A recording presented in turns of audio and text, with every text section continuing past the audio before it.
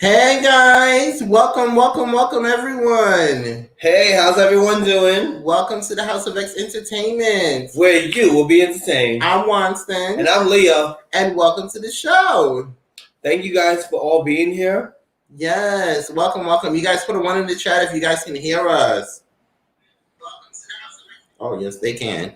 Guys, we have a lovely guest on tonight, none other than Jennifer Love, where we will be interviewing her on tonight. Are you guys excited?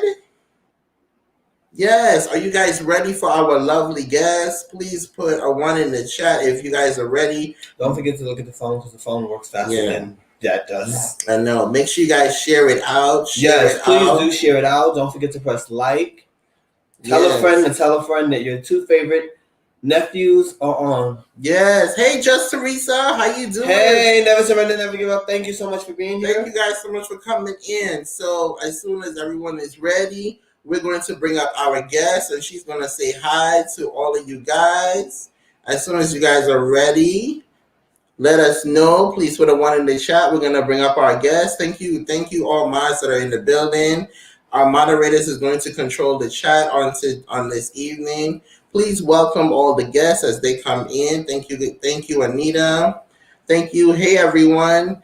Thank you guys so much. Make sure you guys share. All right, guys. We're going to bring up our guests at this time. Hey, Chasing Chris. How you doing? Welcome to the live. Hey, welcome. Welcome to the show. How you doing? I'm fine, and yourself? Thank you for having me. Yes, we're good. We're good. Thank you so much, Jennifer Love Williams, for doing the show on this evening.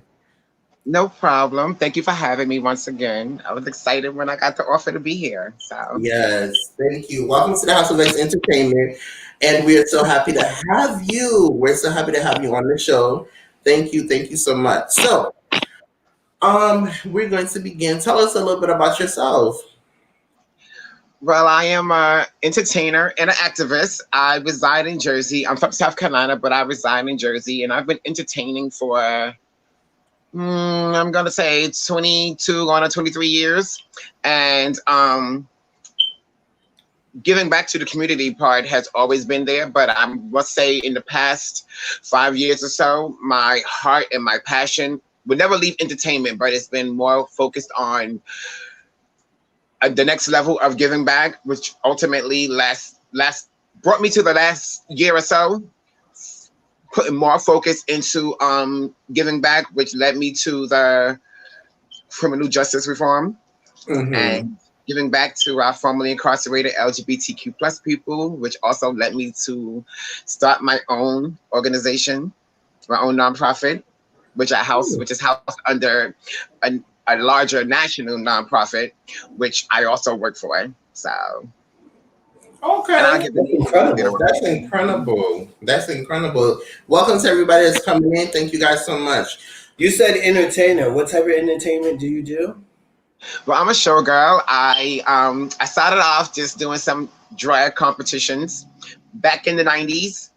And the little tryouts and everything else, and people kept seeing that I had it. I just needed to work on a look, and they didn't understand where all of this came from. But little did they already know, since I've been younger, my parents used to put me in competitions when it came to dance and piano lessons and everything else. So musically, I've always been inclined. So all I had to do was continue what I was already doing through grammar school, high school, and even college, and present it again, this time with the image that I always knew was me, which that was from being a gay male, a straight little boy to a gay man to a drag queen to the woman that I am today. Was there ever a fear or something holding you back from who you wanted to be at that time when you was like accepting you as Jennifer? Um, I would word that in the sense of saying that one, how this generation right here currently, you see all aspects all aspects of life, whether it's cis heterosexual or trans or cis LGBTQ plus, you see us all through the internet. You see it all in television on the big screens. Growing up, we didn't see that. And if we did see some gay situations, it was only Caucasians. And it was very little. So I didn't see this on TV, but I always knew since I was very young that I wanted to wake up. I didn't want to be a woman. I wanted to be a girl because at the time I'm young. So who's thinking about womanhood? I'm not even thinking about manhood. I just wanted to be a girl. I didn't understand why I was not a girl since I've been little. I think the first time I could physically write my first list to Santa Claus, one of the gifts that I asked for were two of the gifts. One was an easy bake oven and one was a red polka dot dress. So they didn't know what it was. I've been to therapy as a kid and everything else, and it was told to my parents it was a phase. And then ultimately, as you can see, it was not a phase. This was me. It's not me being here is not a trend. It's not for a man. It's not for society. It's not for acceptance. Becoming your true self is a task. It takes a toll on your body. It takes a toll on your mental. But at the end of the day, the only rewards that you have is that you're living your true, authentic self. And that's what I'm doing. Amen. I'm not hurting no one. I'm just loving myself. Amen. That's good. That's awesome. When it came to school, did you have any challenges, or was it very accepting back then? While I wasn't transitioning back into school, it was solely about my grades. When obviously through grammar school, through high school, I was bullied. I wasn't really much of a fighter, even though you two know me personally. The public does not. Yes, the community, especially when it comes to NYC and New Jersey, yes, they know me as a fighter, verbally and physically, especially if you back me and mine into a corner. I'm not allowing that to happen, but that came from so many years of being bullied. And sometimes I allowed myself to be backed into a corner that I couldn't get out, and I'm missing teeth and everything else because I'm being jumped, and I didn't understand because I'm not bothering nobody. My natural femininity bothers you that much. I didn't fully even understand at times why I was being hurt and being attacked. But leaving off to the later years of high school and then going off to college, I no longer live home. I don't have my family to make sure that I'm protected and guarded. And it started making me realize I can't keep letting people back me into a corner. So it was always, before you put me in a corner, if you coming towards me, I don't need you to get arm links. I want to physically attack you before you attack me. And I'm not saying violence is the answer. Violence is never the answer. I was always pegged as being angry, and it wasn't that I was angry. I was tired of being bullied, and I'm tired of being hurt that I can't rebound from. You get what I'm saying? And like I said, understand that violence is never the answer. Mm-hmm. I want to make that very clear. But that was at a time when things weren't talked about. I had no one to go to. I didn't understand what was going on with me. I just know what you're pushing me to and what society and my family is telling me I'm supposed to be and do. But I knew that was not me. So all I can do is put my mind into working, making as much money as possible, and having the best grades that I possibly could imagine. I do not want to ever have a market period when I'm not on the honor rolls. So at least my family can say I'm happy. I'm good looking. Oh, my son is good looking, and my son is smart. My son makes money. And all along, every time y'all say son, I'm dying inside. Wow. Wow. So when did you finally say, okay, this is it? I can't take it no more. Listen, this is it. This is me. When did you finally say, this is it? This is me. Listen to the song in my heart. In '98, um, the first time I got in drag, for my first time performing, I knew this was it, and I had slowly. First thing first was I didn't want to ever go out again. I'll go to work in school in classes, but I didn't want to go to out without being in drag. And then by time 2000 got here, I didn't have my second title under my belt. I'm a whole queen of Atlantic. I'm Miss Atlantic City International at the time. And okay, I'm not trying to sit here and be any more of my dead name. I just decided I'm throwing away all those things. I'm not just going to shop for clothes to go out. I'm going to shop for me to wear clothes to the everyday life. And then boys came back into the equation, but no longer as my dead name. They're coming into the equation as me, as her. And it just kept singing in my head, I'm not turning back. And there were spurts when I sat here and I don't want to say disowned my family, but I vacated to where nobody could find me. Ultimately, my family always found me. And brought me back home because they felt safest for me.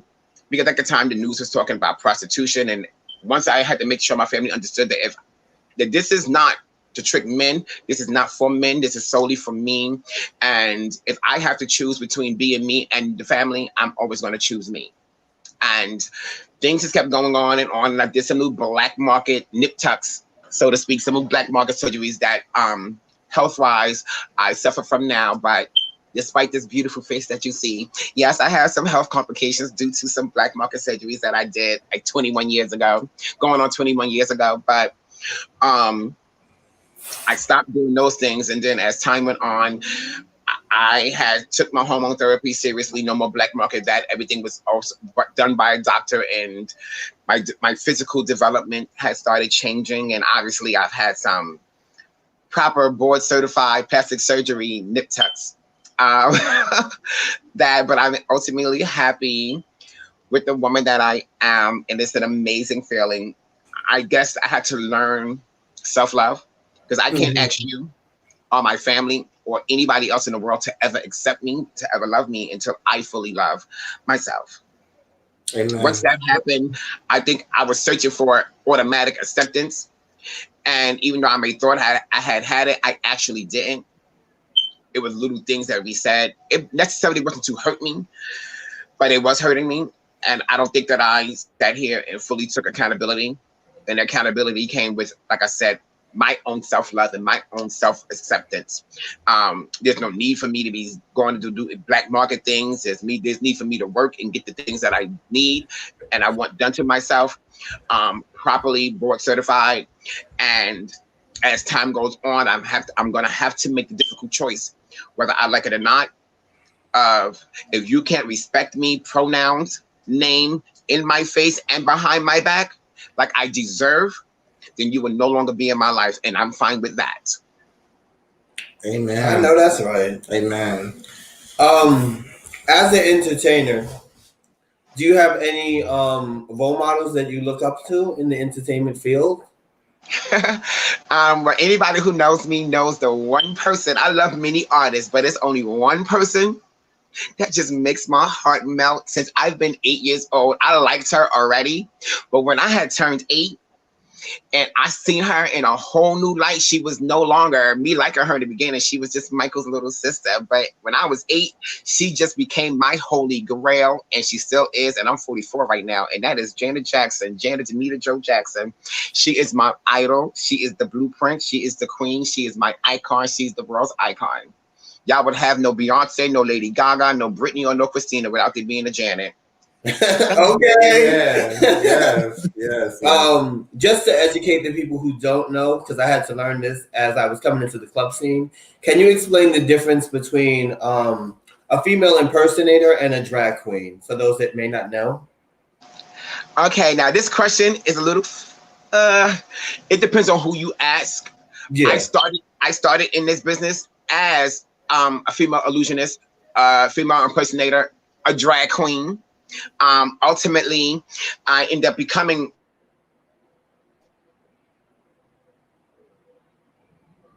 Did it pause? Hershey pause. uh, I'm going to be on. I'm going to be on flyers that say drag brunch, drag showcase, drag impersonations, and I'm fine with that because it's still the art of drag. There are a lot of cisgendered female entertainers who will tell you in a heartbeat. I don't think it's Perry LaBelle. That's another legend. She'll sit here and tell you in a heartbeat, "Oh, I'm going to get up and drag." It's the makeup, it's the costuming. So I personally don't get offended when I'm on flyers and I may be sitting here on a flyer and it may be one male entertainer, whether he's an illusionist or he's a literal gay male, and it's like 4 drag queens and I'm the lone trans woman, but it's still titled drag extravaganza. I do not have a problem with that because it's still a drag show. I'm just a trans woman in a drag show. I started from drag. So I just happen to be a drag queen who transitioned to become an actual woman. So I personally don't have a problem. There are some girls who do get offended, but are in the world of drag. Point blank in the discussion. Okay. Thank you so The much. guys, the girls, the trans, we all putting on a face of makeup because ain't none of us getting on that stage how we walk around in the house. We're all going to be extra snatched, extra shoo. So it's still an art of drag. Makeup and illusion. Okay. Outside of Jennifer Love, I do know personally that you are a businesswoman. You wear a lot of hats. I also I also know that you have several different projects on your hand. Can you tell us a few that you have? Okay. I'm sorry. First and foremost, I would like to talk about the Gen Love Project. It was something that was near to my heart. In case the public doesn't know, I am a formerly incarcerated person, and as well as a formerly incarcerated trans woman. I don't want to say that I'm a little off, but I don't think I ever realized just how privileged I am to have what I have, whether it's given to me or I worked for it. I'm very privileged, and I don't think I realized just how privileged I was until I was in prison. And even coming home from prison, I had everything that I needed put here for me. I didn't have to struggle coming home. Even coming home on parole for 3 years, I didn't have to struggle. So initially, I started taking some of the things that were provided for me from family and friends and giving it to people that I'm seeing coming home, which ultimately stayed in my head. And I wanted to help. I wanted to help, and I wanted to help. And then I'm realizing a lot of the community, meaning LGBTQ plus community, comes home, especially the trans women. They don't have family. They didn't even have family going in. So it's even harder. So I created a project that, even though it's had the title of project, this is not a short-term thing. This is a forever thing, which is the Gen Love Project, which provides welcome home packages and resource kits to LGBTQ plus people coming home from prisons and jail. Currently, I only service New Jersey, New York, and Massachusetts. I will be expanding to other locations in other states very soon. I'm just deciphering which locations to add on next. My goal is to ultimately make it a whole nationwide thing. But if in the meantime, until I service those locations, if another formerly incarcerated person coming home or soon to be coming home reaches out to me still, I think I'll still help them as well. You know, they may not be in the 3 servicing states. I want to do my part to make sure that my community coming home has the best starting help that they need. Because it's a fight. It's a fight in there. It's a fight before there. It's damn sure a fight after there. As well as me being part of Black and Pink National, which is a national organization that focuses on LGBTQ plus incarcerated and formerly incarcerated people and people living with HIV and AIDS, as well as being a board member of the National Council for Incarcerated Women and Girls, which is in Massachusetts. That's also another nationwide organization that I'm a part of that focuses on the incarceration of women and girls Trans women are women. They make sure that it's understood with that, all their sisters. Incarceration is something, when you look in these, behind these walls, you mainly see people that look like me, whether they're gay or straight. And being LGBTQ plus, whatever nationality, race, or culture you are, you're going to be at the bottom of that. And then being Black, we are already at the bottom of the spectrum. We're never given our just dues, our credit, even from our forefathers. We're not given. We built this country. We didn't create this country. That's Native Americans, but we built this country. Half the things that we use, some of the things that are here now, the credit is given, but it's way more that we created. And they stole it from us, stole the ideals from us. Even to this day, in 2020, we're still not giving our just dues. You kill me, what comes up is, oh, how I'm an ex-convict. Bitch, I was in the car with my damn fiance. They did some F shit, and I'm in the car, but I'm a criminal now. What just happened to me, the unjust murder of me, that's not, white people want to sit here and make sure that that's not a topic. Only the badness of me. Look at Breonna Taylor. It makes me nervous to be me. It makes me nervous for my brother, my nephew, my sister-in-law, my mom. Are we going to make it home each day to keep living properly and justly? It makes me nervous for my LGBTQ plus people.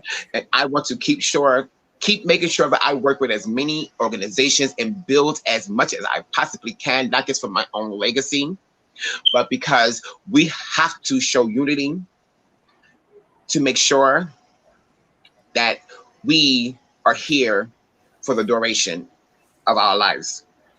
Yes. And not Caucasians, police, other races take our lives from us, not to let each other of our own race take life from us. If God don't call me home, then you let me be until he call me home. Amen. Amen. I probably went all over the world with that question, but nevertheless, my main focus these days, besides entertainment, is criminal justice reform.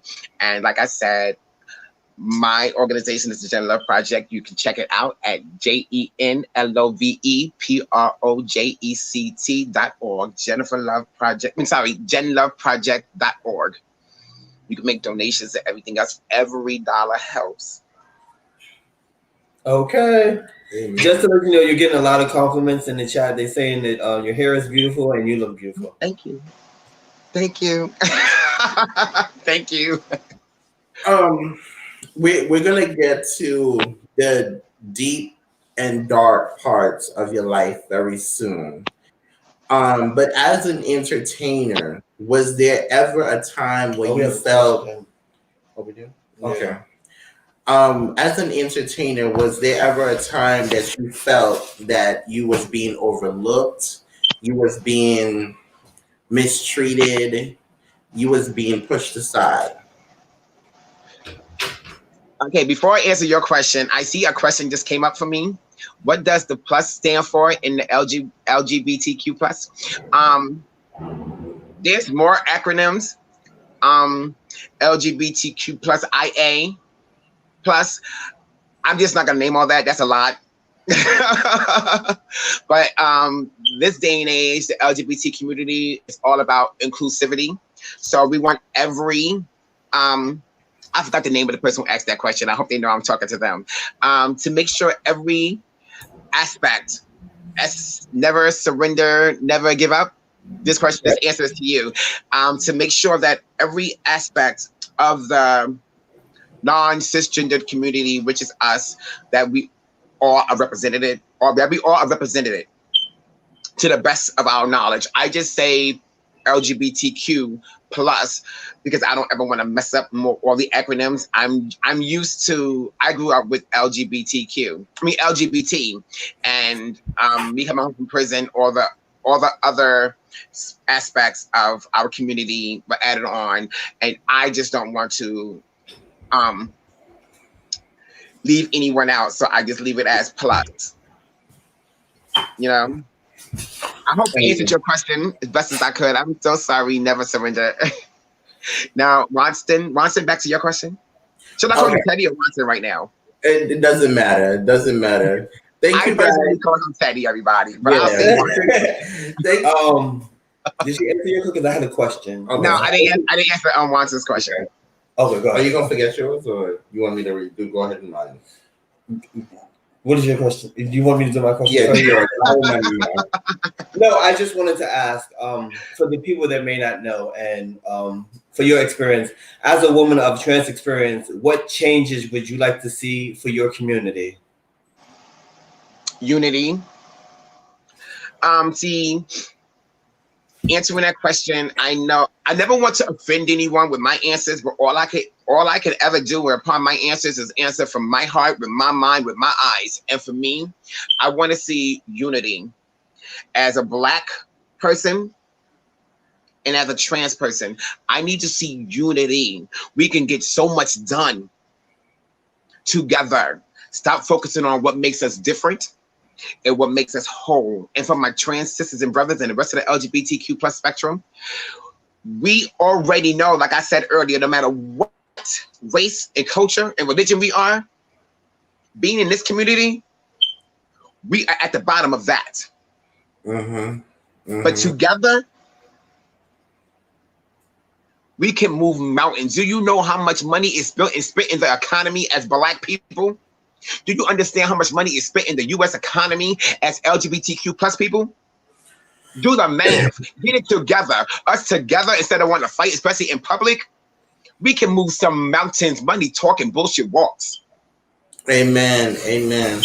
So in other words, is to fix the bridge, because a lot of times for many of those that are watching via Facebook and also YouTube, the LGBTQ community, there's a big gap between the lesbians, the gays, and the bisexuals, and also the queers or the non-binary. There's a big gap because many of us, you don't know that there's a gap, but there's a gap because we're not unified. So in other words, we need to fix that gap, is what you're saying. Yes. Let me say this. I'm solely talking, I'm not racist, but race is an obvious topic no matter what we want to talk about these days. Looking solely at the Black and of color spectrum of the LGBTQ plus people, there is a distaste, a hatred for, as well as a disrespect for the trans community, whether it be trans men, trans women, trans non-binary, non-conforming. I look at the lesbians, the gays. I really don't pay too much to the bisexuals. And they're cohesively get along. When it comes to us being trans and drag queens, in most cases, getting up on the stage, oh, we're fine. When it comes to mix and mingle, it's a distaste, it's a hatred, and I never really noticed it. I personally hang with gay men, my loves, my bro, my daughters, my bros. That's what I hang with. So I never really noticed the distaste. I did obviously acknowledge there were times when I went out, when I wasn't being a product in a brand, and I just wanted to go hang out as Jenny from the block, and a couple of guys didn't want me or gave me the stare or the because I'm in the club. I'm here at the club, not being a product. I want to drink. I want to find a speaker in a mirror with my cocktail in my hand and get my drink and my two-step on. I'm not thinking about no dating here. You get what I'm saying? And I think a lot of this comes from one thinking the other one is better than the next, instead of understanding any trans woman was a drag queen and was a gay man first. We're all a process of evolution rather. Yeah. So instead of us being here, everything all blends off each other. We may not have the same walk of life, but we all have the shunness from the outside world. So until we focus on our core and our hearts and realize that we need each other. We all feed off each other. We're never going to get it together. If we can't feel safe within each other to know that when I go somewhere, if I'm seeing, if I see a gay man or a lesbian or out bisexual person on the train getting attacked or bullied, I'm gonna jump in or get them to safety or get safety to them as quickly as I would me seeing a trans person or a trans non-binary non-conforming person. Because guess what? At the end of the day, you're still my community. I was a drag queen first. I was a gay man first, a black gay man. To become a black gay man doing part-time drag and doing full-time drag to a black trans woman. All of that was me. That's all lived experience. I didn't want to be attacked then, and I damn sure don't want to be attacked now. Amen. Amen. Amen. So we have a question in the audience. Hold on, let me go back up. Vegas Girl asks, my question is, how did you meet Leo and Wanston? This is to me? Yes. Yes. Oh, okay. I met Leo several years ago through entertainment. I met Leo like over a decade ago, way before prison and everything else. He was chocolate, then chocolate. Back then. And so later on, coming home from prison, he's with the love of his life, and he introduced me to his boyfriend at the time, and it was Watson, who I ultimately started calling Teddy. Most of us who know him personally call him Teddy, and instantly fell in love with him. And instantly, Leo is my nephew of the life as well. So, his mom is my sister of the life.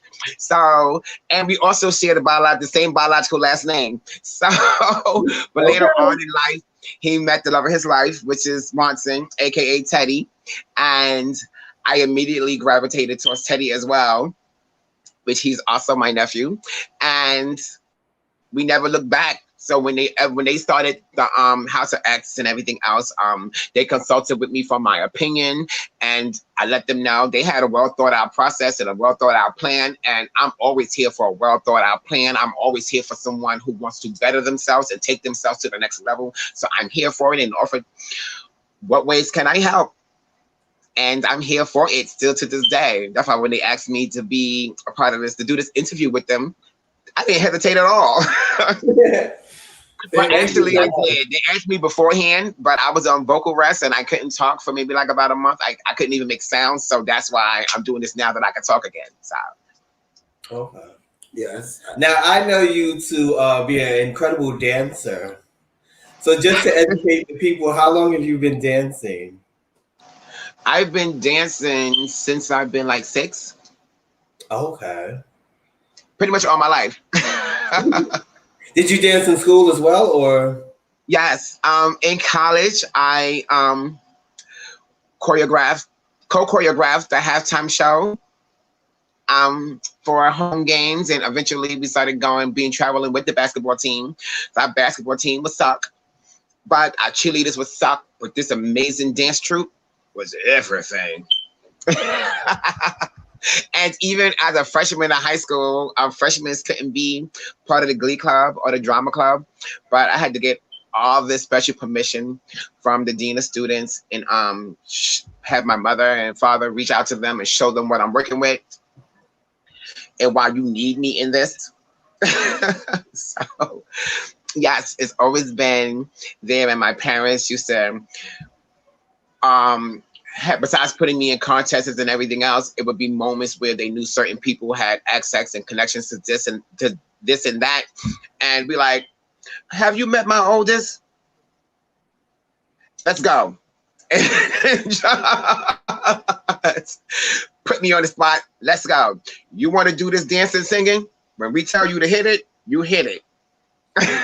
Because you never know who's watching. So it was like in my mind that no matter what I'm doing, be ready for showtime right then and there. And I'm still that way to this day. Wow. I'm always nervous of things going wrong. Once the lights come on, it's lights, camera, action. I'll be crying right now and switch right into let's go mode. So you was an entertainer at birth. Yeah. Awesome. Awesome. Guys, we have had the opportunity to perform in many, many, many, many shows with Jennifer Love. She have also hosted many shows for the House of X Entertainment. Um, so as we go back to my question, was there ever a time that you felt left alone, or you felt mistreated, or you felt like, okay, you didn't matter in the entertainment industry? Yes. Um, I felt like a show pony for a few years, but I was fine with it because it was paying my bills and I was getting what my asking fee was, and I was getting even more. And it's an amazing feeling when I can fill up a whole entire, if it's 200 capacity and I'm filling this up with every single person, making sure they're putting money in my pocket and the club is paying me my worth, and even at the end of the night getting bonuses. So being a show pony then was worth it. It left me feeling drained when I'm working, and I'm saying I'm working at least 5 nights a week, and I'm not just working solely in New York. I'm working like in Manhattan and within the 5 boroughs of New York, and I'm also having to travel to South Jersey, even having a sprinkle in Connecticut. So I'm sitting here. I would do a show in Central Jersey and a show in Manhattan all one night. So I'm having to leave the show in Central Jersey in a full costume and hop in a car or hop in a damn $80 cab at the time and take me straight to the next location. And I'm calling and calling. Look here, I'm walking to the door now, so start my music. And that took a toll on me. And I didn't want to let anyone down. I didn't want to lose the fanfellness. At the same time, I also knew that this is not like a job where you have security. If I slow down now, I lose everything. Mm-hmm. So I have to keep going. And I did turn to coke for some extra energy. I would walk around with a bag, like a 20 bag. It would last me for like 2 months. I'm also, say no to drugs, kids. And the devils. I will admit, I would take a sniff upon getting up and change the clothes and fix and makeup in between locations, in between shows. But it gave me that boost of energy to keep me going. Part of Friday's numbers, rehearsals, and everything was so draining, but I lived for it minus the drugs. But then it came to a point where I went to prison and I came back, and a lot of what was here was no longer here. And I'm looking at people, and you making me have to want me to prove myself to you know who I am and you know what I can do, and you want me to prove myself to you and your audience for 50 damn bucks. Who you talking to? I can sit here and do a standstill ballad and just look sexy and just lip sync and make 150 for a 3-minute and 42-second song. You think I'm about to sit here and do all this jamming and bouncing around and carrying on for 50 bucks? And I had to travel that towards me. Oh, you done lost your damn mind. No, you want to pay less. And when I know that you're paying your girlfriends and other people who are less than me, I have been a well-rounded entertainer. There is not a level of music. There is not a genre of music. There is not a crowd. There is not a race or a sexuality I have not entertained for. And I never had to flip off a bar, slide across the floor to get any of it done. And even when I'm dancing, I flick that hair. You'll see me grab my hair and pull it out my face. Get into the lip sync, bitch. I'm on point. Upon all the hair swinging and everything else, don't you ever get me confused with an underestimated entertainer. I was taught. I've been in this game for this long. I will never be a phase. Okay? I know. But moving on, there was a time when I also hated it because I let things get too personal. I had allowed the people that I work with in my mind frame at that time. I felt like, okay, you from the old school with me, or either I came up under you, let's do this together. I sign on to this project with this person. But behind the scenes, because I'm sitting here not wanting to have personal relations, or if I'm having personal relations, I only want to have personal relations with the people that's also help promoting the events in the projects, people that's putting money into the projects and blood, sweat, and tears into the projects like me. I don't have time for the people that's here to have a date. Me paying my bills has nothing to do with you getting a date. So now you're using me. Mm. And that's not going to happen. Okay. Wow. And it made me start to hate. I'm sitting here. I came up in a time frame when we had dressing room camaraderie. It'd be days where I'm at one entire show. You got the strippers, guy strippers, girl strippers, and drag queens or female impersonators all in one show. We share the dressing room together. But we all are entertainers. And we do know that when we step out this door and get onto the stage, we are looked at as nothing more than a product and a brand to this audience, right? All of us selling three different things. But what we know is we step out of here, we're not ourselves. We are our stage name. It's a product and it's a brand. So back here, we have this natural camaraderie. But then when you let the outsider or the manager or the promoter who ain't never get up here, shake a tail feather, have so much to say, and making it about them. Well, you let me see you get back here and get snatched and put this makeup on, or you tie your junk up and get into a damn a G-string, or you be a female. Let me see you pop some cherries and ice cubes out your woo-ha. Everybody got so much to say, but we break it on back to make the next dollar to survive. And I can't have that no more. So I started falling out of love. I'm not even gonna say falling out of love. I started having hatred. And then I had just pulled away, especially for what I was making. That's beneath me. And I went to one location. I was asked with a hefty fee, and I came. It was a realm of entertainment, which I never done. I did go dancing for like 6 months back in the days, but my fiance at the time wasn't really comfortable with it. So at this point in time, I was a single person, and I was asked to participate in a burlesque show because they wanted to see the trans experience during a burlesque show. And I've seen burlesque properly done, so I participated in it. And from there, it just left me meeting some top 40 artists.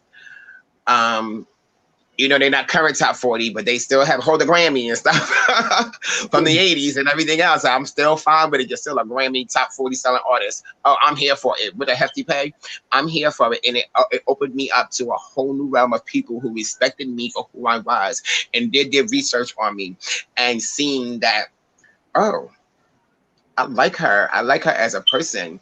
And the bills just started being paid. I sat here and got to a point where I could just do 2 shows a month, taking tips out the equation and meet my quota to have my bills paid. So instead of making me fall in love again because I was receiving my worth, but that took me to keep things strictly business. There is no blurring of the lines. I don't want to discount you. It's your birthday, talk to me. We can talk. But, it was just strictly business, and I'm receiving my worth. When you're coming to me to begin with, you're coming to me with my worth. Don't come to me less than. And I just don't associate myself with the people from the past that I felt used by, or the venues, or the promoters. I just don't want to be associated with it, and I wish their new teams and stuff the best. I wish everybody the best. It's enough room out here for everybody to eat. It's always going to be 2 or 3 or even 4 or 5 or even 10 or 20 in one field. It's enough space for everybody to self promote themselves and cross promote other people. Amen. Everybody to make their coin, everybody to expand their brand, and everybody to respect each other. There's enough. So that's where I'm at right now. So Okay. We had a question. Yes, we did. I'm gonna go back up because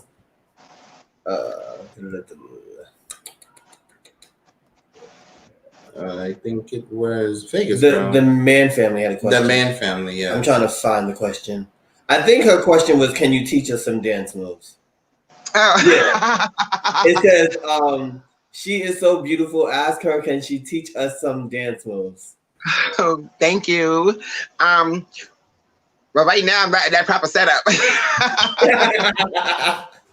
Thank you, the man family. I'm not in that proper setup right now. I'm in the office half of my bedroom. So I don't have that. But speaking I had to of turn dancing, my bedroom to half office and half bedroom. okay. Speaking of dancing, have you ever thought of opening a dance studio and teaching others how to dance? Or be inspired by dancing and your dancing? Um, the thought had crossed my mind a couple of years ago, and but it wasn't just solely about dance. It was about me. Um, when you see on my social media outlets, you see Jennifer Love 76 Productions. I haven't lost the oomph and promotion of that. It was for me to solely take my lived knowledge and lived experiences and business know-how and my connections to help breed a new set of well-rounded entertainers for me to be able to sit back and let me go to a show and watch a show full of variety. Not one show with everybody doing exactly the same damn thing with the exact same kind of outfit, the exact same kind of hair, their makeup, their lashes, everything is exactly the same. I don't want to come to a show and see that. I'm used to coming to a show when I grew up. You got the balladeer, you got the gospel girl, you got the naked boy, the naked girl. You got the ones who want to split and jump. You got a variety in one show. In any show I go in, for me, myself, I want to sing. I want to know who the other entertainers are. Because if these girls are going to be flipping off the wall, the hell no, I'm not doing that. I want the audience to be able to see a well-versed variety of us. Let me pay my money and get a well-rounded show. And I wanted to make sure that I did my part to harness the next set of girls and boys to mold them to be well-rounded. Amen. There isn't a genre of music that I haven't done, even when it comes to spoken word, lip sync performances. I've even done that. The comedy, the hosting, the modeling, the pageants. I've done it all, and I will continue. And I never want to stop or be pigeonholed in one area, because you never know where the next bill may come from, and you never know where the next buck and coinage is going to come from. As long as my envelope is there, let me know what kind of audience this has. If this is an older Caucasian crowd, oh, I'm here for it. If this is a country crowd, I'm here for it. If it's a hip hop crowd, oh, I'm here for it. If this is a one of old crowd, but I'm here to twirl too. I'm here. You get to your question. I'm good at everything I do. My question was pageants and what do you call it? Like club scene or dance shows or shows? Dance shows or club pageants or club scenes. What do you prefer better, and what do you enjoy better? I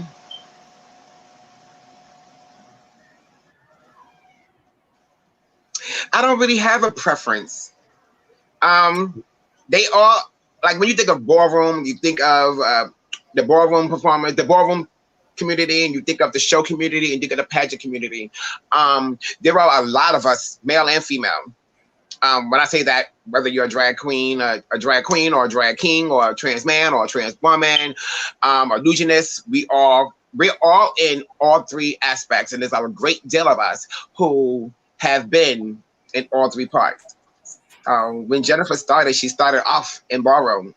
My dead name, I was in ballroom first, and then ultimately merging myself into show life, and then ultimately being someone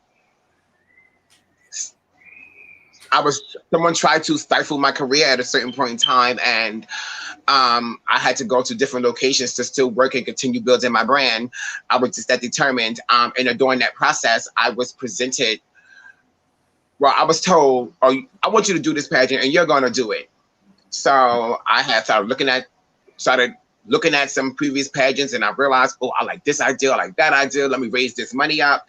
Let me send off for these clothing and these costuming, and let me get here and rock it out. And it just started coming.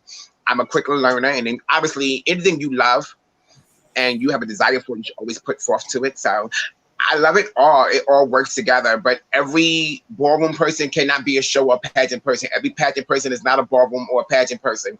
Every pageant person is not a showgirl, a show person, or a ballroom person. There are some of us who can bridge the gap between all of it. Some of us have actually been in all of it, and I'm just one of the few who have been in all three. And I still have a fond love for all three because all three make me. So I don't want to ever exclude one part of me. People may not know it, but I don't. Like I said, a lot of people don't know that I started off when I came out and everything else in ballroom. Oh, So I didn't even know about show life yet. Vegas Girl says, Miss Jennifer, do you have any social media accounts like YouTube or Instagram? Yes, my YouTube is Jennifer Love 1976. So is my Instagram. is there anybody who got that while she's here? Or? Yeah. Let me say it again.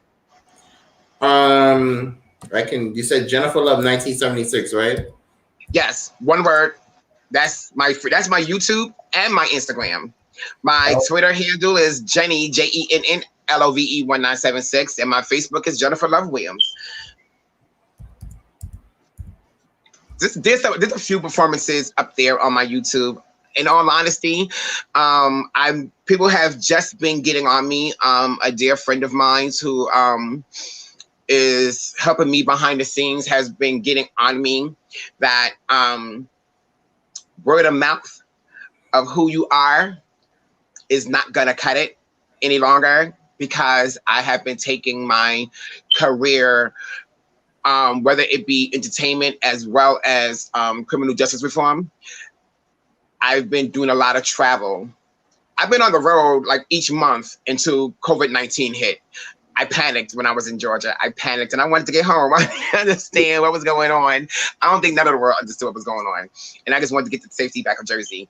But I've been on the road and I've made some great connections, show-wise, entertainment-wise, and activism-wise. And I plan on keep working. And I did step out of my cocoon last month to represent my city for Pride.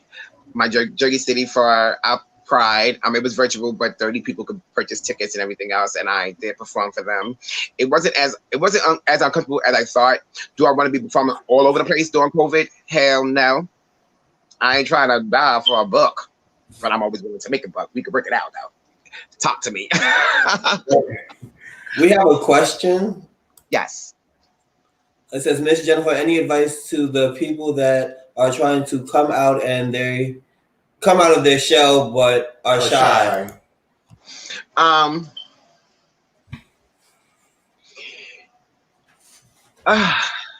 How would I put it? There's a lot of shy people that are very introverted, and believe it or not, when you put them in front of a crowded situation or a few lingering eyes and ears, believe it or not, whether they even know it or not, they turn on. But there are some people you have to bring out their shell. I think that they should start small, and if they are eager, truly eager, no matter what realm of entertainment or business it is, if they're shy, if you see someone in that realm of what you're looking for, or you have a heart's desire for, reach out to them personally. And sometimes they'll sit there and take you under their wings and let you shadow them, and that'll help you ultimately, hopefully, get you out of your shell. Some people are just never going to come out their shell. But there's a great deal of people who are very introverted and shy, who turn the lights on, they go. And there's a lot who that won't happen with, but they need to be molded and walked through the steps of coming out their shell. And if you see someone who you know, or you can get to know personally and don't mind sitting with you and talking with you, whether it's through a DM or personally on the phone, take that opportunity. Never be ashamed to ask someone behind the scenes to shadow them and ask them questions, because those are the things that's going to help you form the inside of you. Most of our biggest names are some of the most shyest people but you turn the shyest people when it comes to interviews because they're not that kind of person. But when you get them to put them on the stage in the lights, camera, action, it's a whole different person. Okay, I have one more question, two more questions, and then we're gonna get to the big question that everyone is asking that we kind of just hold to the side. Do you remember the time when I had came to you and I think we both were performing at that time together, and I said, Auntie, are you okay? And to me, you did not look okay. You was in a deep, dark place in your life. And how did you make it out of that space?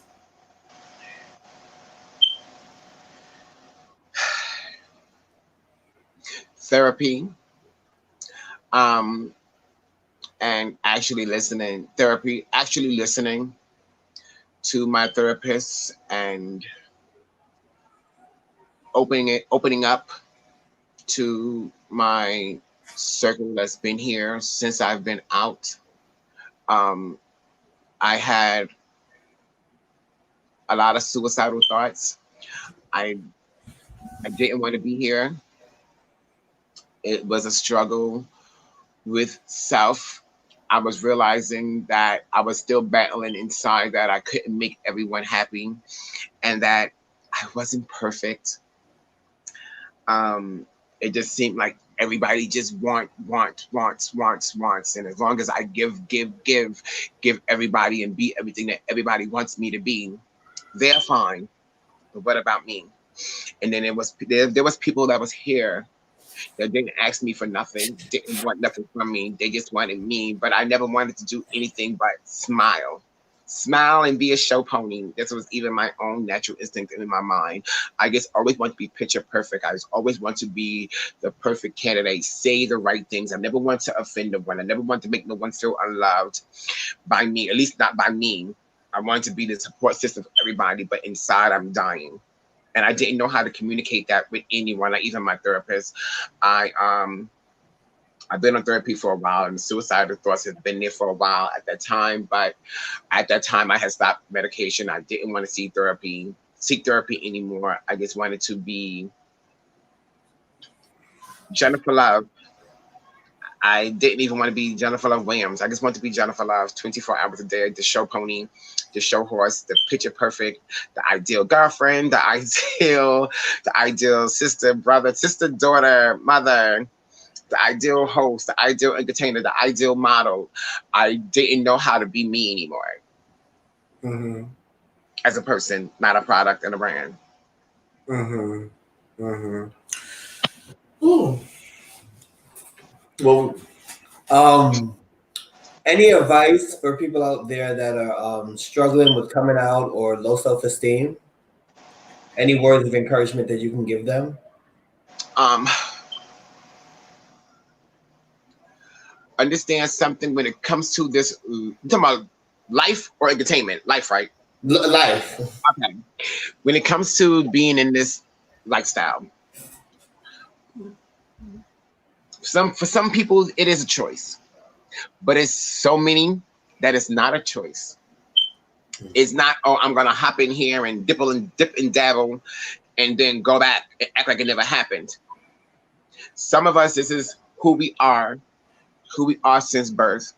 It's a process to understand when you're living in a world who tells you everything about you, everything that you feel is wrong.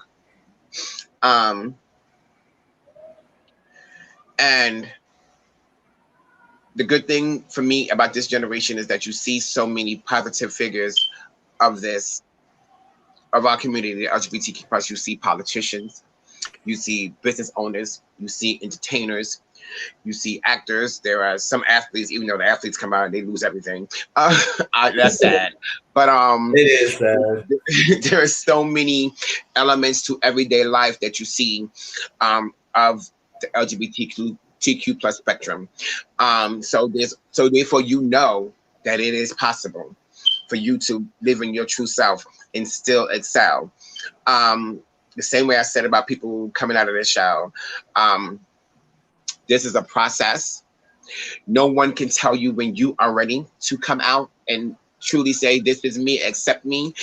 It's something that you have to make a decision, you solely, not your lovers, not your behind the scene lovers, not your family, not your friends, not your sex drive. It has to be this, and your gut, head, heart, gut.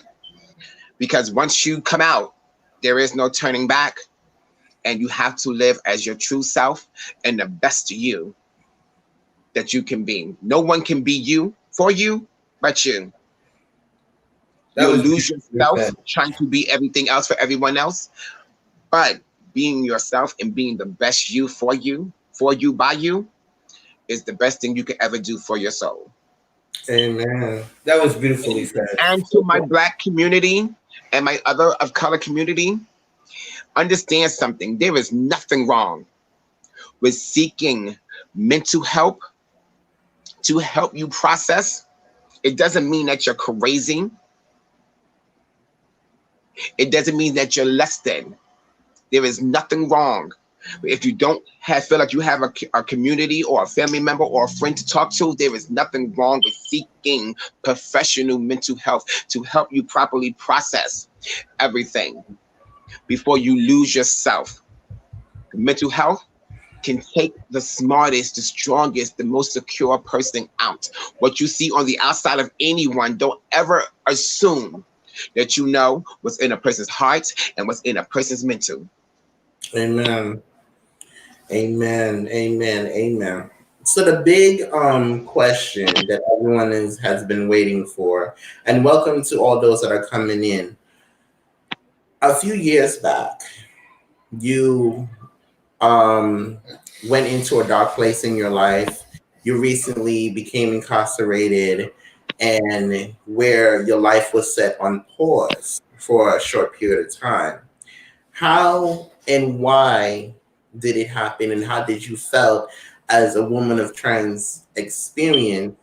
Were there any traumas? Were there any type of engagement that uh incurred you being in prison? Um, I had gotten arrested. I was with some people, and this was in September 2007, and I didn't know what to do upon the arrest. When the car was hit, and I seen all these cop cars there, I'm in a seatbelt. I immediately put my hands up. Oh, hold up. I'm assuming you want me to tell the ordeal of what led me up to being incarcerated. I'm assuming that's the question. Yes. Okay.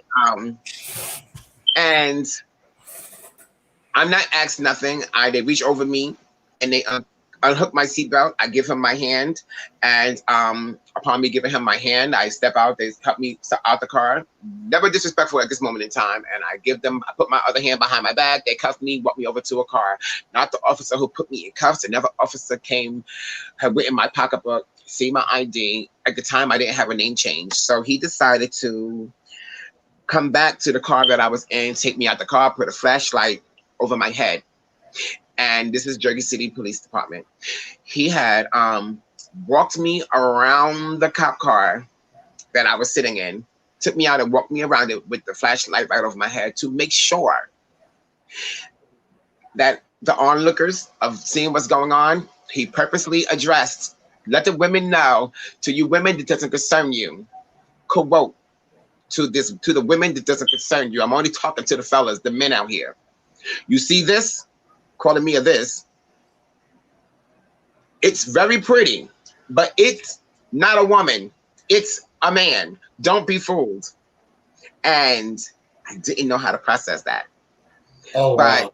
you weren't the officer who put me in cuffs or sat me in this car. So why are you even over here? But it's not the time for me to sit here and become combative. At that time, I didn't see the amount of police violence and police brutality like we do now. So I'm put back in the car, and the officer who initially arrested me, who put me in cuffs and put me in the car, he apologized. And I wanted to know, why didn't you stop him? If you're the officer that arrested me, why didn't you stop that? When do I get my phone call? He told me when I get to the precinct. When I get to the precinct, there are two females on the bench handcuffed. He sat me and cuffed me in between them and went and put the males that were with me in the car with me, that I was in the car with rather, put them in the holding cell with all men. Ultimately, this same officer who took me around the cop car to make sure the public understood that I was a male came and brought the guys that I was with in the car, took them out and put them on the bench with the girls and me, uncuffed me and brought me into this holding cell with like 5 men. And they strip searched me right then and there. And I didn't know if this is supposed to happen. It's supposed to happen when you get to the county jail. It's supposed to happen here in the precinct. I don't know. But now at this point in time, they even made me pull my bra down. I guess they want to see if I actually have breasts. And then he sat there and cuffed me to the pole inside this holding cell with these other men uncuffed. I'm crying, and all I kept doing is begging for my phone call. I never got a phone call, mind you.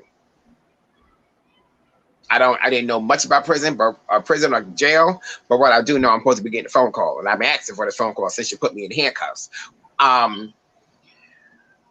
Ultimately, I get to the county jail. The county jail puts me in a cubicle, and they leave me there for almost 48 hours. Nothing to eat or anything. They forgot all about me. My parents and family is looking for me. They don't call the county jail. They don't call the hospital. Nobody's have a record of me. Thankfully, we knew a worker, a family friend, basically like a relative, and they had did some extensive research, like not through the computer system, and found out that I was here in the county jail. I never been booked or nothing yet. I just been in this thing, and I've been here for like damn near 2 days. So now my family is aware of where I am, and now the county sits here and processes me. Ultimately, I get bailed out, and it's a two-year process of going back and forth to court. And initially, I had a male prosecutor, and he knew that I wouldn't be snitching, so to speak. That's my personal choice, not to tell or anything. I didn't want to talk about it. From what you just said to me, yes, I was a visible object in the car, but you know damn well I didn't put my hands on the one. Do you see in any description from the victims? Do you hit it? Do you sit here and see any of the descriptions saying I touched them, I got out this damn car, or anything? So why the hell am I even being questioned? I've never been through legal system, but I don't want to have this conversation. They gave me a public defender.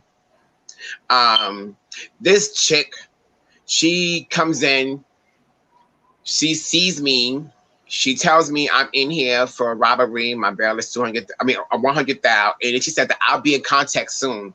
And by this time, my family knows that I'm there. I'm in contact with my family. They immediately get me a lawyer. My lawyer couldn't even take over my case because when she came to see me, she literally came to see me to tell me who she is, give me a card, and left and went on vacation for 3 weeks.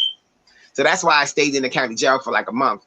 Because my mother and them hiring a lawyer, the lawyer couldn't take my case until he meets with her to sign my case out of her name and sign it into his name. So ultimately, I'm home, and we're going through the 2-year legal battle. And initially, a Caucasian male prosecutor, and I will admit, I was coming in very inappropriately dressed to court. What I figured in my mind, he's a man, nonetheless. He's always going to stare. So the judge wasn't happy. He felt that the prosecutor was being too nice to me. She's going to fold, or her ass is going to prison. I didn't really believe the judge because the prosecutor wasn't trying to make me do all that. He switched to a hard-hitting Caucasian woman, and like she told me, you want to love felons, and you're going to have to suffer like a felon. What the fuck? And it's too late to turn around. So ultimately, I made the best deal I could make because I didn't want to see nobody go to jail for damn near 40 years. And we were in our 20s at this point in time. So I go to prison. I go to the county jail first. I'm set with a day of March 20th, 2009, but I'm in the hospital at that time. And I was scared to be handcuffed to the hospital bed, so I signed out the hospital to go get sentenced. The judge pushed my sentencing date back to March 27th, 2009, and I came to court to give up my freedom and know that from this moment on, I'm going to be having a criminal record of 2 armed robberies. And it was a hard pill to swallow. But I had a lot of family and loved ones there, and all I wanted for them to do was make sure they got my mother back home to safety and keep watch over her. Ultimately, I took a deal, 6 with 85, which gave me 5 years, 1 month, and 5 days. And it started off in the county, and in my county, which is Hudson County, being born male, if you come in here in drag or very feminine looking, they put you automatically in PC. And under protective custody or even lockup, you should be allowed out 1 hour every 24 hours. However, it's not. It's 1 hour every 32 hours. And then at 1 hour, clean your room, take a shower, as well as make your family phone calls. And sometimes it's in the wee hours of the morning, so I'm just only able to take a shower. But nevertheless, every 32 hours, I'm able to freshen and stretch. I'm treated like I'm a bad inmate because of what I am. And after 30 days, you're allowed to have a meeting with the lieutenant and the sergeant to go ahead to population. But because of my breasts and my natural femininity and resembling a female, they wouldn't let me in population. So I'm denied the opportunity to go into population. So I have to stay in protective custody. So I'm already in the county jail waiting for the state to come get me, but I'm treated extensively captured. And then, like I said, I signed out of the hospital to go ahead and start this journey, which also left me in and out the hospital a lot. And the state wouldn't take me until my health was stable. So I got stabilized being in confinement, and the state took me. And one thing I did before the sentencing, before even ending up in the hospital, before sentencing, I had did pre-sentencing hearing, which I physically brought into court a copy of my medical records for the last 5 years. And my doctor herself has sent in to the court, the Superior Court of New Jersey, the last 5 years of my medical records. So therefore, I can start, as soon as I get in your custody, all my medications will start. But it didn't. So I didn't have hormones for like a year. But the biggest task is I got to Craft, which is a reception prison. It's not really a prison. It's a reception situation which is where you're classified to your levels of dangerousness, or the levels of your dangerousness, I guess, which I was already a low offender. Even though it may be a violent crime, they didn't picture me or peg me as a violent person. I didn't have no tattoos. It's my first time in prison. First time having any association with a cop that I didn't know personally. They sent me to a camp prison, which is in the very bottom of New Jersey down there. And it's like 3 hours to some change away from home. It's called Southern State Correctional Facility. It's all dormitory style. And the first 4 days, I'm on the reception unit. And then they moved me to Unit 5, which is, each unit has 158 inmates. Left, right, which left has 4 wings, right has 6 wings, which each wing has 13 people. First shift, second shift is 2 officers, one for the right, one for the left. Third shift, which is overnight, has this 1 officer to control the 158 inmates, which everybody should be asleep. But this unit was mainly bloods. And they put me there. I was on Unit 5, right side, Wing D, bunk 5 up, which is the top bunk for the 5th set of beds. At this time, I been in the facility for 4 days, which is on the reception unit 2, and it gets moved to Unit 5 on my 5th day. And these next 2 weeks, I kept hearing the phrase, we're going to get the punk and everything else. Never thinking for a second you're talking about me. Like I said it earlier in this interview, I fights. Probably not now because I'm too old and I'm an ex-convict, so probably not now. But I'm never gonna let nobody kill me or back me into a corner without putting up a fight for my own protection. Fighting is never the answer though. So I'm sitting here and I never had a clue that I'm the punk that they were talking about. I didn't know that they called um, the gays in the prison system. I didn't know that they was the inmates and stuff was calling them the punks. I didn't know that. So I had no clue I'm being talked about. I know that I was uncomfortable taking showers because every time I take a shower, I kept seeing the shower curtain be cracked. And all of a sudden, when I came in here to take a shower, nobody was at this sink, nobody was at this toilet. But every time I go take a shower, before I even get lathered up, everybody wanted to be in here. I was doing my best to hide my breasts. And I'm realizing these motherfuckers is realizing that I have breasts. Oh my God, I'm so uncomfortable. I don't want anybody looking at me like a fetish. Like the queen is here. Or this fag or this tranny, she's here, she's gonna suck our cocks and all that stuff. No, we're not doing that. I want to do my bit and get out of here. I'm nobody's sex object. I'm nobody's punching bag. Just let me get out of here. I sit here and I go to bed. I started taking showers in the middle of the night and it still wasn't working. So at this point, I'm very uncomfortable showering. I have nobody to talk to. I haven't been able to talk to my family.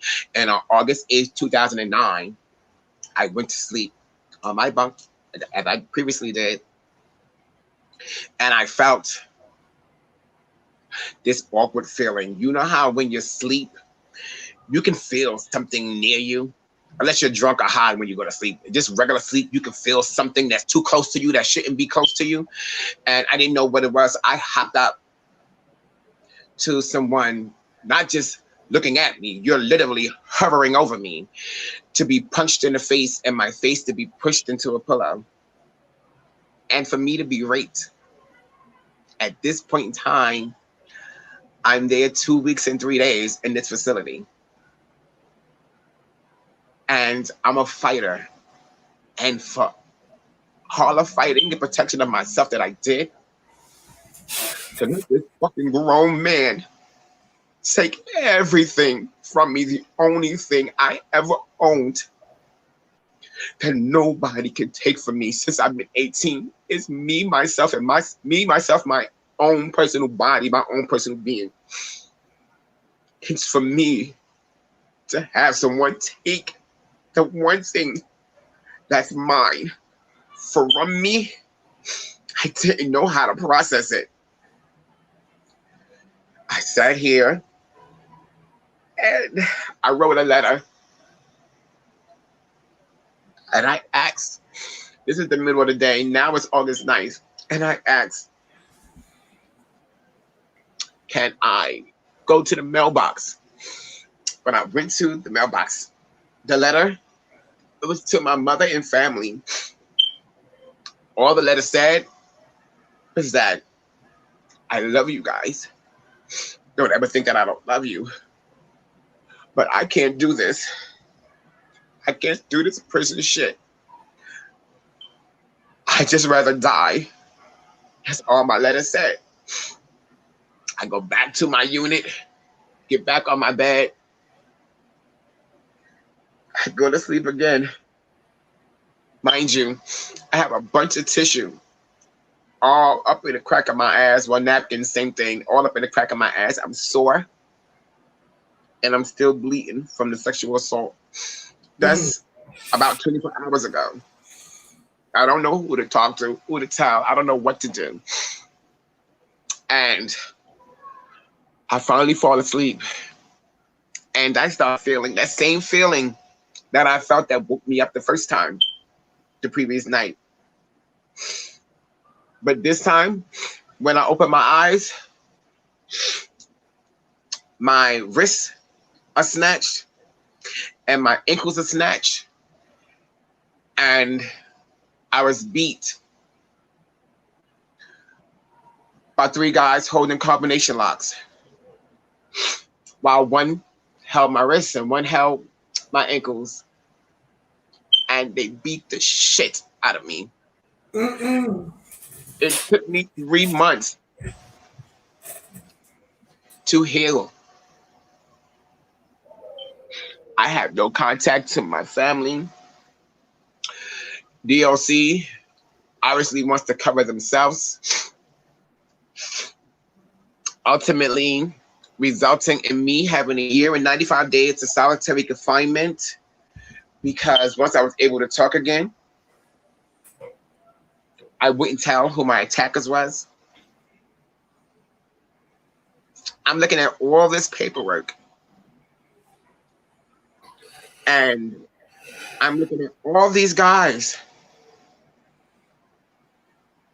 sit here and tell on each other, omitting themselves, obviously. You have the whole story right here lined up for you from my attackers.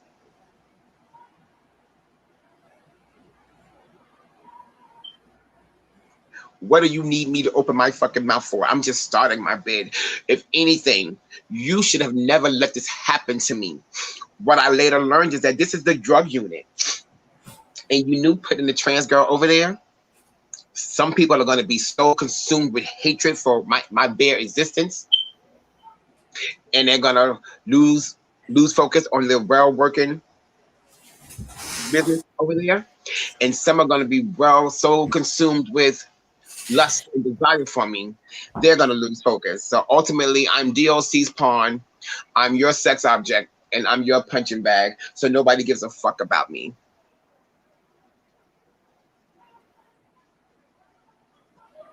And then I'm punished with a year and 95 days of solitary confinement because I won't tell who my attackers were.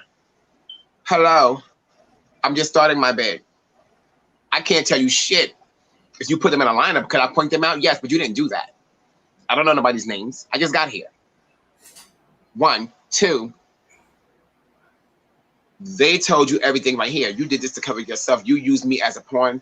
You used me as a pawn like they used me as a pawn. And everybody, I'm just a casualty for me to ultimately find out from this paperwork that I was supposed to have been stabbed and killed. But nobody wanted to take a murder charge over a hate crime charge. So I was nothing to everybody. It was a draining and taxing process, and DLC is supposed to protect me. You put me in harm's way. And there's something that I can never get past. Is more details, but I try to keep everything to a minimum so I don't get extremely emotional because sometimes it's hard to rebound back from this process. And I usually find myself to sleep sometimes just thinking about it. And to hear DLC tell me that me not speaking up allows gangs to think it's okay. And them thinking it's okay, it's a possibility officers could be hurt. Excuse me? You knew there was a whole gang unit when you put my ass over there. You didn't care about it then. What did you think it was going to happen? They were going to blend along with me? We was going to be like the Smurfs, just brown version? Really? What did you think was going to happen? You knew from my record, I don't have a record of criminal mischief. I don't have a record of prison and jail situations. So you knew I was coming in here very naive and very green. I don't know shit. I never even seen what an urban novel was before until this.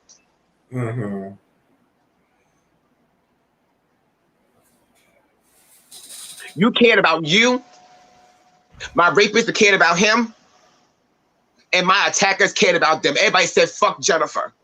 My life is expendable. And yet again, I didn't want to be here and I wanted to die. And I was still dealing with that. No, I didn't want to talk about it with no one. Yes, I hate crying. Yes, I don't want to keep exposing the weak parts of me. How can I sit here and have people look to me for advice and look to me for moral support when I can't even sit here and grasp my head around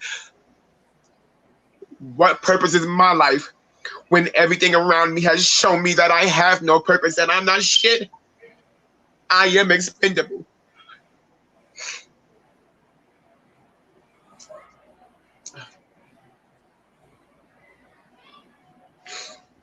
So ultimately,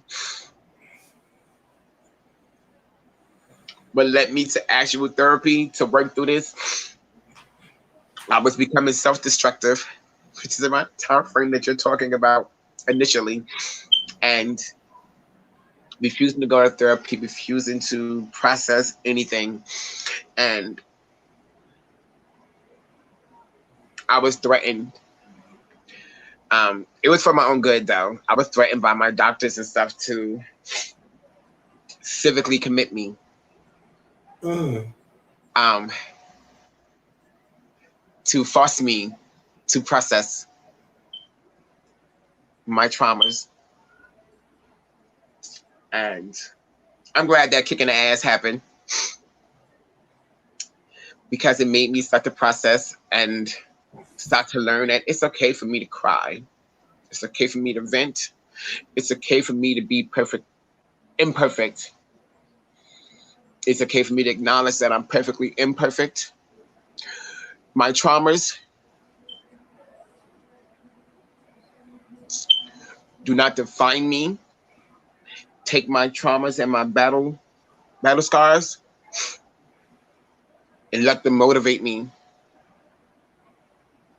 And let me take these traumas and talk about it because there's so many others that are right here around me that's suffering in silence like I was. And what no one else even knew was it was more than just the traumas of the rape and assault in prison that all started unfolding. It was the molestation, the 2 years of molestation as a kid. It was me being raped in my own apartment by a friend who's a U.S. soldier while I'm out on bail. Everything is coming to a head, not processing the loss of my dad, everything. And now I'm here being able to speak on it. And these are the things that brought me more so. Oh, you can still hear me? I'm sorry. These are the things that brought me more so into criminal reform. I mean, not criminal reform. Criminal justice reform system, and realizing that there's a lot of girls, women, and guys that has suffered the torment that I have when it comes to DOC, the DOJ, and the BOP, and it's unjust and unfair. And sometimes it's not just the inmates, the other inmates that's doing the sexual assault and the physical assault. Sometimes it's actually the officers that are physically doing assault. Sometimes it's the officers that are setting up and being on the lookout for these assaults. For whatever distorted reason, sometimes it's payment, sometimes it's get back. To realize that I'm not the only one. And I got to do my part to make sure this is brought to, use my platform to make sure this is brought to the light. And make sure that others know ways to prevent it and how to process it if it happens, and to speak on it, and reach out to me and other organizations and other people for us to get you your justice. Yes. As well as to make sure it doesn't happen to anyone else. I'm already at the time I was already institutionalized, and then to have me victimized while I'm already institutionalized. It's a cage in my mind that I couldn't break free of. And I'm in the process of doing that and owning up to this is partly why you haven't really seen me for a while. And then when you did see me, I reemerged with this whole new, it's always been there, but it's just went to the forefront because I had to start addressing my traumas and know that it doesn't make me any less of a person and of a woman, and that it doesn't make me any less of a person or as a woman for me to address my traumas and let people know that it has happened. I will admit a part of me was afraid that will someone want a wife, a future wife, whose body has been violated. Stupid stuff like that. And then I had to realize that if you are the man that's meant for me, even though I've been engaged 3 times and all 3 engagements fell, not to my doing, for their doing. If I am your future wife and you are my future husband, you will take me, scars and all. Because those scars make me the awesome diva that I am now. Amen. Amen. Amen. All right. We're gonna take. We have 10 more minutes, guys. We're gonna take 5 minute questions. 1 minute 5 minute questions. So we have 10 more minutes. We thank all of you guys for being here, and thank you so much, Jennifer Love Williams. So if anyone in the audience have any questions, you feel free to ask. Do you have any questions? No, as she was talking, normally I follow up with a joke or something, but your story was so deep that it blew my mind. So as I'm sitting here listening, I couldn't even think of what else to say after you were telling your story. I was just like in shock because I didn't know any of that. And I was just like, how do you even follow up with a question? You know what I mean? To be honest, my mom, she sat in on a panel that I had did around Pride Sunday to be exact. Pride New York NYC Pride this year 2020, and she wasn't here with me. She was in Virginia. She happened to, my brother had set it up for her to watch it, and she came on and she got to watch it in real time. And I think she got herself really sick, crying, because she, during that time frame of the assaults and everything else, she was in Disney World on vacation, and she cut her trip short. Her motherly instinct clicked in to say that something is wrong. My child needs me. One thing I did do before going to be sentenced, I gave my mother power of attorney with my lawyer, power of attorney of me to fight DLC.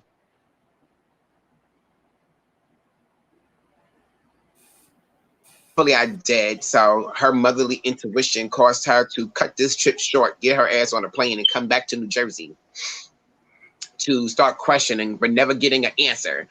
But she ultimately started taking trips with the notarized paperwork and everything that I had to endure at the hands of officers. Even after that, but not as major as that, I would write up and I would get the reports. When I would get the reports back with answers of blah, I would send everything home. And sending everything home, she would take all this paperwork and take her ass to Trenton with the power of attorney paperwork to question things. And my child is my child. I don't give a shit about nobody else. I don't care if the prison's on lockdown. I need to talk to my child at least every third day, regardless of what's going on. So the prison could be on lockdown for a whole week. On the third day of being on lockdown, or they don't come, the lieutenants and stuff then came and got me, cuffed me, escort me to the office, and my mother's on the phone already. You know, I know my mother's voice that came out of her. It was always a cold word that was always set up that if I'm ever in trouble, to say this word, and for me to know it's you, this word. Just all was set up before I ever got in prison. So she knows. So I know that no matter what kind of recording they got, this is actually you. And no matter what's being done to me, if I say this, I'm in trouble. If I say this, I'm fine. So that helped my bid, the remainder of my bid, like the last 3 years of my bid, run through smoothly. And I want to be that voice to others. So I don't know how I got on that topic, but yeah. So but my mother had just found out, my mother and my brother and my aunts and uncles and cousins, they literally just found out. They knew something always happened to me in there, but I never wanted to talk. Some people from my city and my town who I got to run across paths with throughout my prison incarceration, heard things through the prison grapevine. Things were said, but I never confirmed or denied to my family. I didn't want to talk about these things, but this Pride night, afternoon rather, of 2020, the NYC Pride night, I did a panel. This is the first time my family's all on it. My family, I'm from South Carolina, so my family in South Carolina's on it. My family in New Jersey here is on it. And some colleagues in Massachusetts, DC, New Jersey, Omaha, and Dallas, as well as Atlanta and South Carolina and Virginia. They all are on it, and this is the first time that was the first time anyone found out exactly what transpired that kept me quiet and kept me empty, kept a part of me being pretty icy. So I don't apologize to anyone keeping it a secret. It's a process that I had to go through to get here. At least I can say that I'm alive now to be able to let everyone know and be thankful for the support that I did receive from you. Okay. We have one question. I want to say thank you for sharing your story with us. I appreciate it. I know there's a lot of people listening.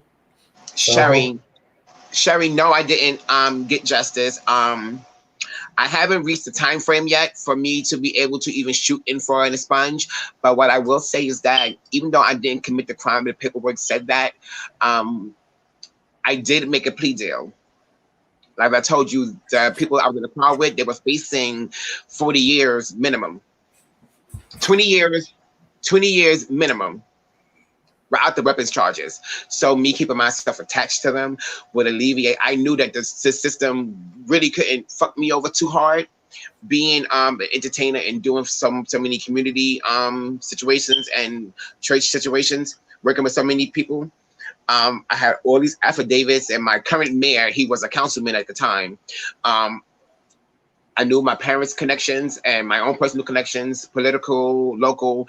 Everybody wrote in these great notarized and affidavits on my behalf. So I knew that you wouldn't smoke me that much. And at the end of the day, I may have not done anything, but have I in my past received things from ill-gotten gain? Yes, I have. And what I will say is that now I tried to find the silver lining in everything. And for me now, allowing people to give me money from ill-gotten gain and stuff like that, and encouraging a booster, for example, oh, if you go into Macy's and you go steal this hot coat or this hot perfume, go get it from me and bring it to me. No, I'm not encouraging that.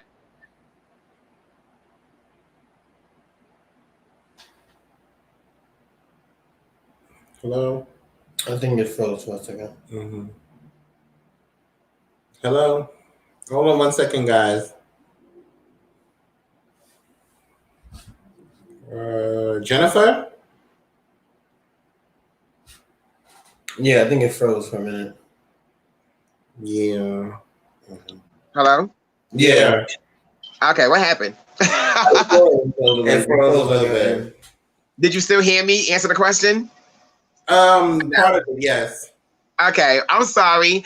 No, I didn't get justice. I took a plea deal. So, but I think I got 1 more year. No, I think I've been home for 6 years, but the first 3 years were on parole, so I was still on paper.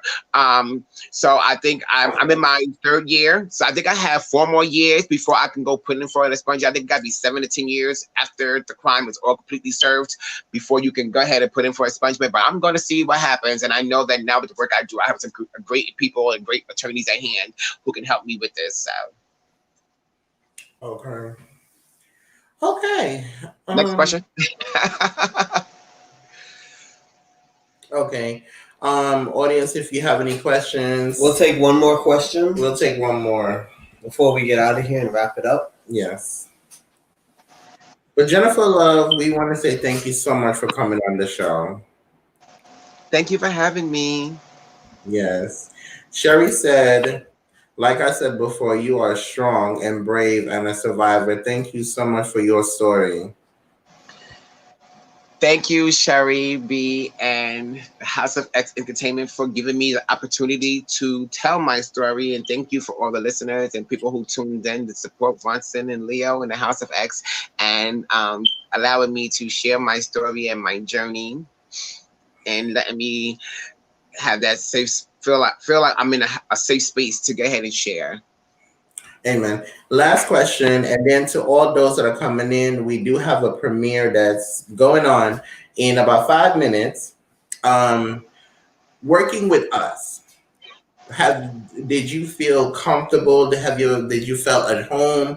Did you felt as Jennifer Love? Did you ever What felt? he's trying to explain is or ask, how was your experience of working with the House of Yes. X Entertainment? I've always enjoyed your experiences. You know firsthand that there's a lot of jealousy when it comes to my interaction with you guys. Why do I choose to work with you and not so many others? And you're one of the few people, you guys are one of the few people that I have a personal connection to, that you haven't ruined it when it came to us being professional. We have our on the side, we have our personal life with each other, and that's great. But when it's time to do business, you guys are like me right now. Are we not aunties and nephews? We're business. And I respect that. Let's get the business part done, and then we can go back to being family. But even during this business time done, you see anything, you see something. You guys have always given me respect, and you always valued me as an entertainer and as an entrepreneur and as a person. So you've always reached out to me for your endeavors, and I'm always going to sit here and let you know how I truly feel about certain things and help you tweak it the best way you can. And I'm always going to be here to support it. Thank you so much. We appreciate you, and we love you daily, daily, daily, daily, daily. And I know there's only up from here for us, and you know you always got our back, and we always got yours. Thank you so much. Thank you, thank you, thank you so much. Thank you for being on the show, Jennifer. We love you, and we hope to have you on the show again. Yes. I look forward to it. Yes. Thank you so much, guys. We are going to wrap up the show, but before we go, we're going to drop the link for the premiere. Highlight for Jamila. I'm sorry. I'm so sorry. Thank you. Thank you so much for being here. Thank all of you guys for being here. Thank you. Thank you so much. Hey, Auntie Maddie. Thank you. Thank you so much. We're going to drop the link for the premiere. Hold on one second. Okay. All right, guys. This is the link for the premiere. This is the link for the premiere that is going on in a few minutes. For all of you guys that would like to follow Jennifer Love Williams, she on Instagram, on YouTube, also on Facebook. Her Facebook is Jennifer Love Williams. Her Instagram is Jennifer Love 1976. Yes, Jennifer Love 1976. Yes, and also on Twitter. And as you can see, if you would like to send anything to help out the Gen Love Project, you can also send it to her Cash App. We thank all of you guys so very much for all of your support and coming on today. And again, if you're not subscribed to the channel, please subscribe to the channel. We love you guys. We'll see you guys at the premiere. We are the House of X Entertainment. I'm Watson. And I'm Leo. Thank you guys so very much. We'll see you guys at the premiere. Love you guys. Take care. Love you guys.